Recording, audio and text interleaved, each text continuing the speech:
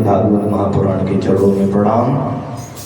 परम आराध्या वृषभान दुलारी बरसाने वाली हम सबकी प्यारी किशोरी श्री लाडली जी के चरणों में मनसा साष्टांग प्रणाम। परम पूज्य सदगुरुदेव भगवान के श्री चरणों में मनसा साष्टांग दंडवत प्रणाम। पावन पवित्र पुनीत प्रांगण में विराजमान भूत भवन भगवान भोलेनाथ के श्री चरणों में मनसा साष्टांग प्रणाम एवं इस पवित्र प्रांगण में प्रतिष्ठित समस्त देवी देवताओं के चरणों में मनसा साष्टांग प्रणाम। पूज्य दीदी जी के चरणों में मनसा साष्टांग प्रणाम एवं सम्मुख विराजमान हमारी मातृशक्ति माताएं बहनें एवं बड़े बुजुर्ग युवा भाई बंधु, आप सभी को प्यार भरा जय जय श्री राधे, जय जय श्री राधे। मानव जीवन का सर्वोत्कृष्ट साधन सत्संग हम सभी लोग भागवत की कथा के माध्यम से श्रवण कर रहे हैं।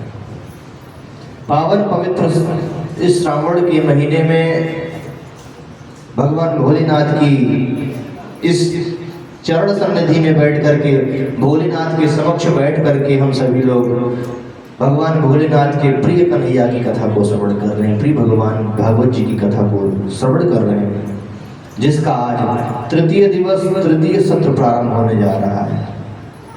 अभी ऐसा लग रहा है कि आज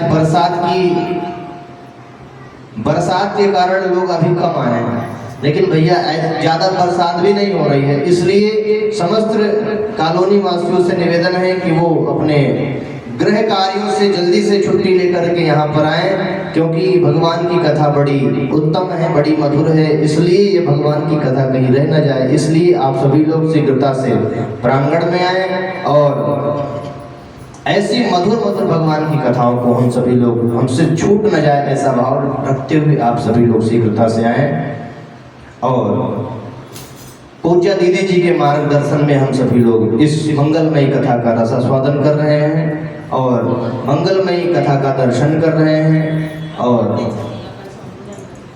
जिसका आज तृतीय दिवस है, तृतीय सत्र है।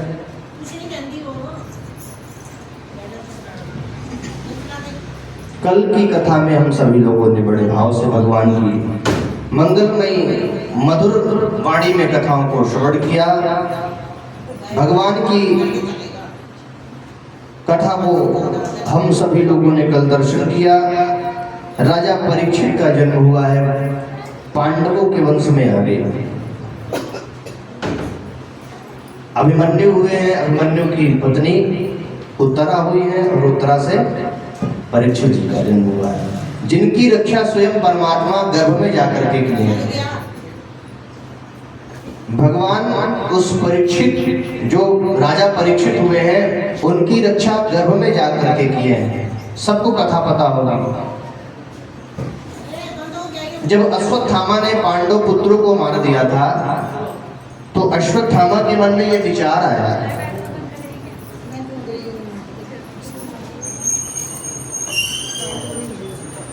अश्वत्थामा के मन में विचार आया कि मैंने पांडव पुत्रों को तो खत्म कर दिया, अब पांडवों के वंश में कोई नहीं बचेगा दीपक जलाने के लिए। लेकिन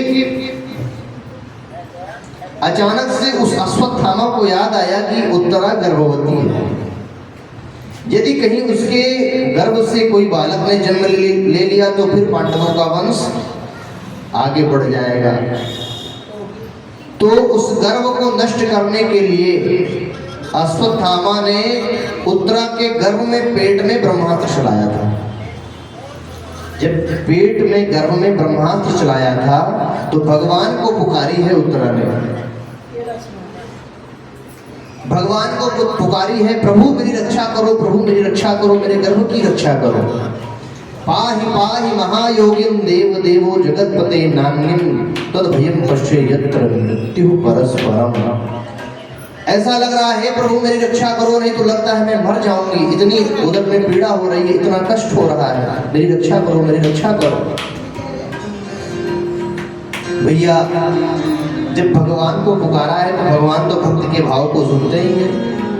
भगवान ने अपने अंगूठे के बराबर अपना स्वरूप धारण किया है। एक गदा, सूक्ष्म छोटी सी गदा बनाई, इतनी बड़ी सी, और उत्तरा के गर्भ में प्रवेश कर गए। गर्भ में जाकर के उस बालक की रक्षा की है। जो गर्भ में बालक पल रहा था, जब उत्तरा ने पुकारा है, तो भगवान ने जाकर के उस ब्रह्मास्त्र को शांत किया है। वही परीक्षित जी हुए। और राजा परीक्षित अपने साम्राज्य को बड़ी अच्छी तरीके से, पांडवों के साम्राज्य को बड़ी अच्छी तरीके से चला रहे हैं। एक दिन की बात है, राजा परीक्षित अपने नगर में, अपने शहर में शिकार खेलने के लिए, भ्रमण करने के लिए निकले हुए थे।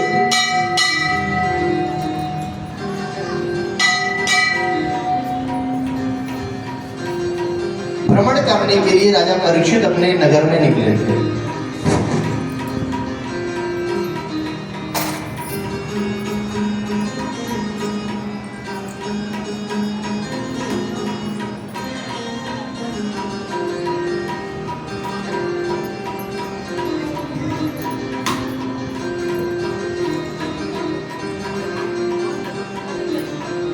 सब लोग विराज जाओ, जल्दी जल्दी विराज जाओ।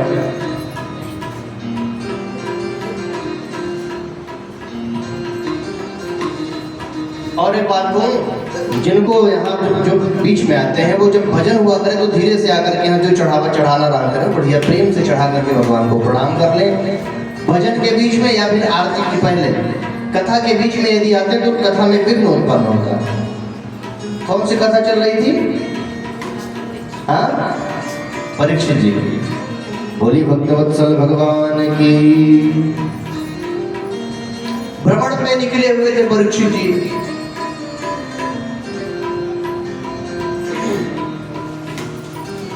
बड़ा विचित्र दृश्य देखा। ऐसा दृश्य देखा परीक्षित जी ने कि उनके राज्य में एक गाय और एक बैल आपस में बात कर रहे थे। एक गाय और एक बैल आपस में बात कर रहे थे। इतने में कोई काला काला व्यक्ति, काला पुरुष डंडे की मार लगाने लगा उन गाय और बैल के ऊपर। गाय और बैल की स्थिति क्या थी? गाय बिल्कुल कमजोर थी, निर्बल थी, दुर्बल थी। ऐसा मानो कि कोई उस गाय को धक्का दे दे तो गिर जाए। और बैल की क्या स्थिति थी? बैल के मानो 3 पैर टूट चुके हैं, एक पैर पर वो बैल खड़ा, एक ही पैर पर वो खड़ा है। इतनी दयनीय स्थिति थी। इतने में एक काला काला पुरुष आकर के डंडे की मार लगाने लगा। ये बैल कौन है आप जानते हैं कि नहीं? हाँ, ये बैल जो है वो धर्म है। और जो गाय है कौन है? हाँ, धरती माता। इसीलिए कहते हैं श्रोता ज्यादा ज्ञानी होते हैं। गाय पृथ्वी माता है और जो बैल है वो धर्म है। और एक बात बता दो, जब भी पृथ्वी पर कोई संकट आता है, जब भी कोई पृथ्वी पर संकट आने वाला रहता है, तो सबसे पहले किसको जानकारी होती है? गौ माता को जानकारी होती है। और हमारी रक्षा के लिए कोई और नहीं जाता है गुहार लगाने के लिए भगवान से। गौ माता ही भगवान से जाकर के गुहार लगाती है कि प्रभु अब मुझसे रहा नहीं जा रहा है, अब तो कृपा करो। जब भगवान को इस धराधाम पर ब्रज में आना था ना, तो पृथ्वी ने गाय का रूप धारण करके भगवान देवताओं के साथ में गई थी, भगवान से गुहार लगाई। गिरम समाधो गगने समेरता, प्रभु मेरी रक्षा करो, मुझसे रहा नहीं जा रहा है। तो भैया ये पृथ्वी जो है वो गाय है। और गाय की स्थिति आज क्या हो गई है सबको पता है, बताने की आवश्यकता नहीं है। दर दर हमारी गौ माता ठोकर खा रही है। गाय की महिमा कहां तक है? गौ माता की इतनी महिमा है कि गौ माता जो है वो देवताओं की भी देवता है। गौ माता देवताओं की भी देवता है। गौ माता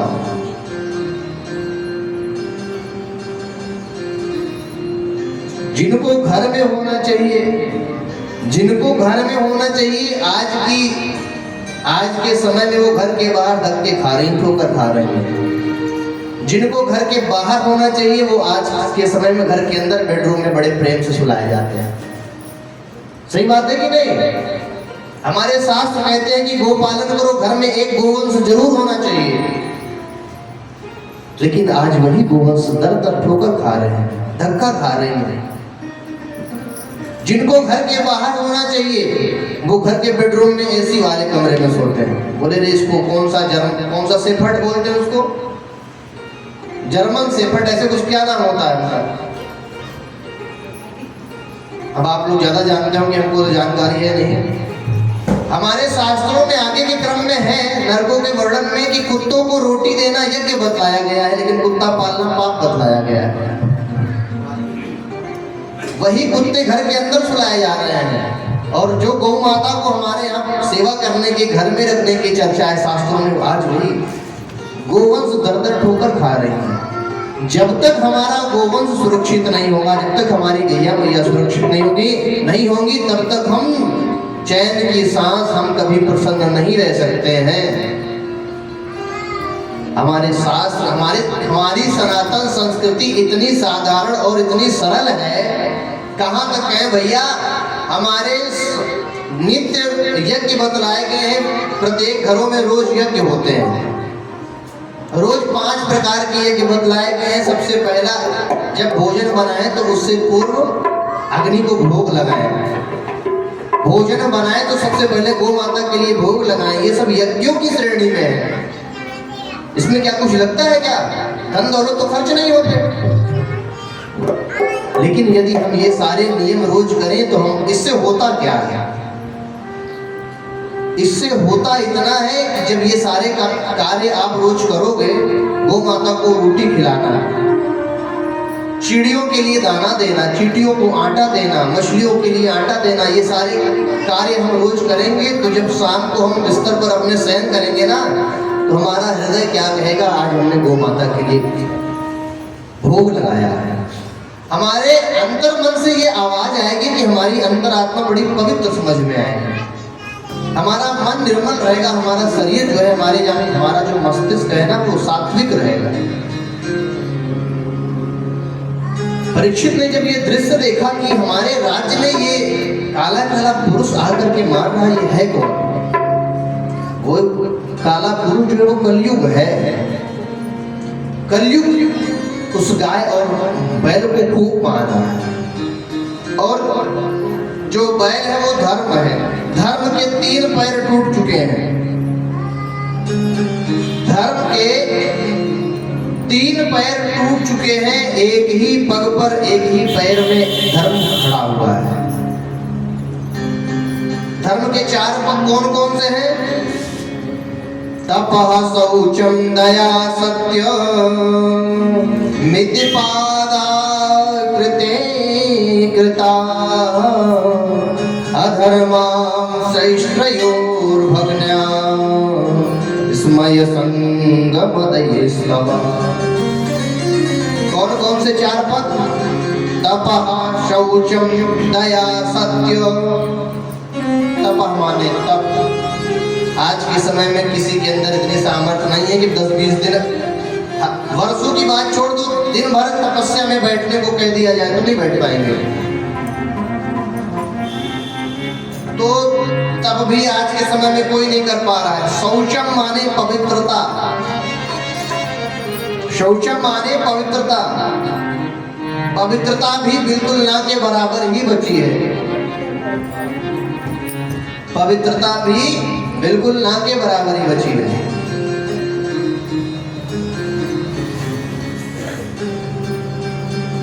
वो घर में पवित्रता कैसी है बताएं? थोड़ा खराब तो लगेगा लेकिन सत्यता है। कहते हैं किचन वाली चप्पल अलग होती है। किचन वाली चप्पल अलग होती है, बाहर वाली चप्पल अलग होती है। इतनी पवित्रता बची है। चप्पल रहेगी किचन में, बोलेंगे अरे ये तो किचन वाली चप्पल है, नाम तो चप्पल का ही है ना।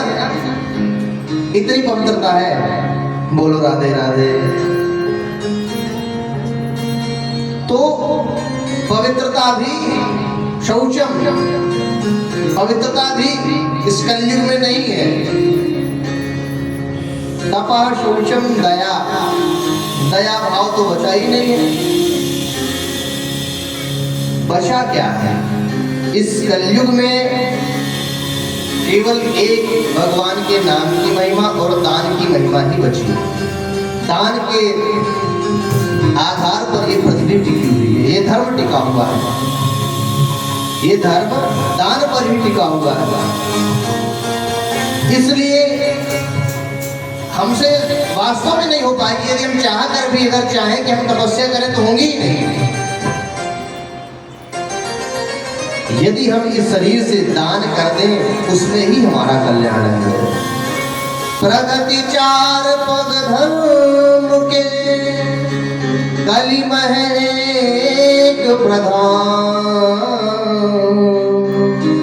येन केन विधि दीनिये, दान करे कल्याण। इसलिए भैया दान की महिमा है। जहां कोई आपको जहां समझ में आए, मैं तो प्राय ये नहीं कहता हूं कि आप पूजा पाठ में दान करो, क्योंकि अगर ऐसी चर्चा करो तो कहते पंडित जी लोग आते हैं केवल दान की बात करते हैं, अपने मिलने की बात करते हैं कि पंडित जी लोग को मिले। मत श्रद्धा नहीं है तो मत दो पंडित जी को, मत दो कथा भागवत में। यदि आपको लगता है कहीं गरीब कन्या का विवाह हो रहा है, कोई बहुत गरीब कन्या है, उसको जाकर के सहयोग कर दो। कोई असहाय है, दीन दुखी है, उसको दान कर दो। हमारे शास्त्र ये कहते हैं कि यदि जो हमारी आय है उसका 10वां हिस्सा बिल्कुल निकाल देना चाहिए उस धन को पवित्र करने के लिए। जो हमारी आय है उसका 10वां हिस्सा, 10वां भाग निकाल देना चाहिए, दशांश निकाल देना चाहिए अपने उस धन को पवित्र करने के लिए। वो धन पता नहीं कहां से आ रहा है, कैसा धन है कैसा नहीं है। अगर हम उसको पूरा खाने की कोशिश करेंगे तो भैया वो पचेगा नहीं। इसलिए कहते हैं कि जो भी हमारी आमदनी है उसमें से दशांश निकाल देना चाहिए। इसलिए निकालना चाहिए कि निकालने से उसका जो धन है शेष वह पवित्र हो जाता है। और दान करने से भगवान खूब प्रसन्न भी होते हैं। एक बार किसी भक्त ने पूछा भगवान प्रसन्न कैसे होते हैं, भगवान को कैसे ज्यादा प्रसन्न किया जा सकता है, भगवान को यदि कुछ खिलाना है तो कैसे खिलाएंगे? बोले भगवान तो जब उनको पूजा पाठ करें और हवन में आहुति देते हैं ना, स्वाहा स्वाहा, बोले जब स्वाहा स्वाहा देख करके आहुति देते हैं तो भगवान खूब प्रसन्न होते हैं। बोले इससे भी कोई और बढ़िया उपाय है भगवान को प्रसन्न करने के लिए? बोले हाँ, यदि घर पे कोई महापुरुष आ जाए, ब्राह्मण आ जाए, स्वाहा से भी बढ़िया उपाय बताया। कोई ब्राह्मण आ जाए और उस ब्राह्मण को बढ़िया चकाचक भोजन कराओ, श्रद्धा से भक्ति से खूब बढ़िया खिलाओ, और जब उस ब्राह्मण का पेट भर जाए और पेट भरने के बाद ब्राह्मण अपने पेट पर हाथ फेरते हुए बढ़िया डकार लेवे और बोले आहा, स्वाहा नहीं, बोले आहा, आनंद आ गया, तो ब्राह्मण को तो भगवान खूब प्रसन्न होते हैं कि जय हो विप्र देवता की जय हो, वास्तु खूब आनंद। भगवान दो मार्ग से खूब प्रसन्न होते हैं, ये तो स्वाहा से या फिर ब्राह्मण देवता घर में बोले आहा, आनंद आ गया, तो भगवान खूब प्रसन्न होते हैं। छल कर बल कर कपट कर गौ विप्रन मुख डाल, विप्र छके गौवे चरे और मगन होत गोपाल। जब गौ माता चारण करती है, घास जाकर के खेतों में चारण लीला करती है, तो भगवान खूब प्रसन्न होते हैं। जय हो जय हो जय हो मेरी गैया मैया। आज भगवान राजा परीक्षित उस व्यक्ति के पास गए, अरे तेरी इतनी सामर्थ्य, तुम्हारी इतनी हिम्मत कि मेरे राज्य में तुम इस गाय को मार रहे हो, तुम कौन हो, अपना परिचय दो। उस व्यक्ति ने कहा महाराज मैं कलयुग हूं, मैं कलयुग हूं। परीक्षित ने कहा तुम मेरे राज्य में ये अत्याचार नहीं कर सकते। कलयुग ने कहा महाराज जब त्रेता का समय था त्रेता वालों ने अपना प्रभाव दिखाया, जब सतयुग का समय आया सतयुग ने अपना प्रभाव दिखाया, द्वापर का समय आया तो द्वापर वालों ने अपना प्रभाव दिखाया, अब मेरा समय चल रहा है मैं अपना प्रभाव दिखाऊंगा। राजा परीक्षित कलयुग को मारने के लिए दौड़े, कलयुग आगे आगे परीक्षित जी पीछे पीछे दौड़ा करके मारने के लिए दौड़ रहे हैं। कलयुग को कहीं स्थान नहीं मिला, आकर के परीक्षित जी के चरणों में हाथ जोड़ करके क्षमा मांगने लगा, प्रभु हे राजन मुझे क्षमा कर दें, अब आप ही बताएं मैं क्या करूं, मैं कहाँ जाऊं, आप ही मुझे कोई ऐसा स्थान दे दें जहां मैं जाकर के निवास करूं। आज राजा परीक्षित ने उस कलयुग को 4 स्थान दिए। कौन कौन से? अभ्यर्थितस्तदा तस्मै स्थानानि कलये ददौ द्यूतं पानं निष्क्रियः सूना यत्रा धर्मश्चतुर्विधा। राजा परीक्षित ने कलयुग को 4 स्थान दिए हैं। द्यूतम जहाँ जुआ खेला जाता है, द्यूतम माने जहाँ जुआ खेला जाता है वहाँ कलयुग का वास होता है। पानम जहाँ मदरा पान किया जाता है, जहाँ मदरालय में कलयुग का वास होता है। स्त्रियां जहाँ वेश्याओं का गमन होता है वहाँ कलयुग का वास होता है। सूना जहाँ पर जानवरों की हिंसा होती है, जहाँ जानवरों को काटा जाता है वहाँ कलयुग का स्थान होता है। ऐसे 4 स्थान किसने दिया? परीक्षित जी ने कलयुग को दिया। कलयुग ने हाथ जोड़ करके निवेदन किया महाराज आपने 4 स्थान दिए, चारों बताने लायक नहीं है। यदि मैं किसी से बताऊं कि जहां जानवरों को काटा जाता है मैं वहां रहता हूं तो लोग मेरा परिहास करेंगे, उपहास करेंगे। कोई एक अच्छा स्थान दे दो, कोई एक अच्छा स्थान बता दीजिए। तब राजा परीक्षित ने किसमें स्थान दिया है? 5वां स्वर्ण में स्थान दिया है, गोल्ड में। स्लीप वाले सोने में नहीं, गोल्ड वाले सोने में। माया में स्थान दिया है ऐसा कह लीजिए। स्वर्ण में तो केवल सोना ही रह जाएगा, माया में सब आ जाएगा, सोना चांदी हीरे जवाहरात धन दौलत सब आ जाएगा। कलयुग ने कहा ठीक है महाराज ये ठीक है, ये बताने लायक है, हाँ सोने में मेरा वास होता है। भैया माया की लड़ाई तो सबको पता ही है, माया में इतनी ताकत होती है कब कहाँ किससे लड़ जाए। कौरव और पांडवों के बीच में माया की लड़ाई हुई, धन भूमि की लड़ाई हुई, पूरा वंश नष्ट हो गया कौरवों का। स्वर्ण एक संसार माही हत्या की जड़ है, स्वजन विजन लड़ जाए रार को याही घर है। कौरव पांडव लड़े नास सब अपनों कीनो, स्वर्ण एक संसार माही हत्या की जड़ है। सोने में कलयुग का वास है। इसका मतलब क्या सोना चांदी नहीं पहनना चाहिए? हाँ पहनना चाहिए ना। लोग कहते हैं गले में चैन है लेकिन फिर भी जीवन बेचैन है। गले में तो चैन है लेकिन फिर भी मन बेचैन है। घर में कार है लेकिन जीवन बेकार है। घर में कार है लेकिन जीवन बेकार है ना। तो सोना चांदी कैसे पहनना चाहिए? जो कुछ भी हम घर में लाएं, जो कुछ भी घर में लाएं सबसे पहले भगवान को अर्पित करते हैं। हे प्रभु हम नहीं जानते कि इसमें कलयुग है कि सतयुग है कि त्रेता है, मैं ये नहीं जानता, मैं आपके चरणों में इसको निवेदित कर रहा हूँ। तुम्हें निवेदित भोजन करही, प्रभु प्रसाद पट भूषण धरही। जो कुछ भी है प्रभु मैं आपके चरणों में इसको निवेदित कर रहा हूँ, अब आप जानो कि इसमें क्या है। उसको निवेदित करने के बाद सोना चांदी फिर उसको भगवान का दिया हुआ प्रसाद समझ करके अपने शरीर में धारण करना चाहिए। ऐसा करने से उससे कलयुग की जो कलयुग का वास है वो नष्ट हो जाता है, फिर वो भगवान का दिया हुआ प्रसाद हो जाता है। समय व्यतीत हुआ, एक दिन हुआ क्या,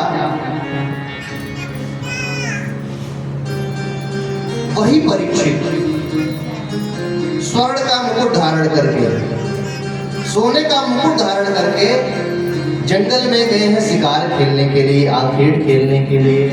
वह सोने का मुकुट किसका है? जरासंध का है। अगर एको कथा इधर उधर हो जाए कि मैया तो जीने नहीं देंगे, रे पंडित जी आप तो ऐसे नहीं ऐसे सुना रहे हैं। अरे बात में मेरे को वैसे बोलना नहीं, इनकी बात तो आप छोड़िए। इनकी बात ये कहते हैं कि संगीत वाले क्या करते हैं, ये बैठे तो रहते बजाते तो रहते, कथा ही तो चलती है। मैं क्या संगीत वाले के बिना कथा वाले और सुनने वाले भी बोर हो जाते। मैं परमानेंट दो रखती हूँ संगीत वाले, 3 नहीं रखती। अब क्या होगा ये भैया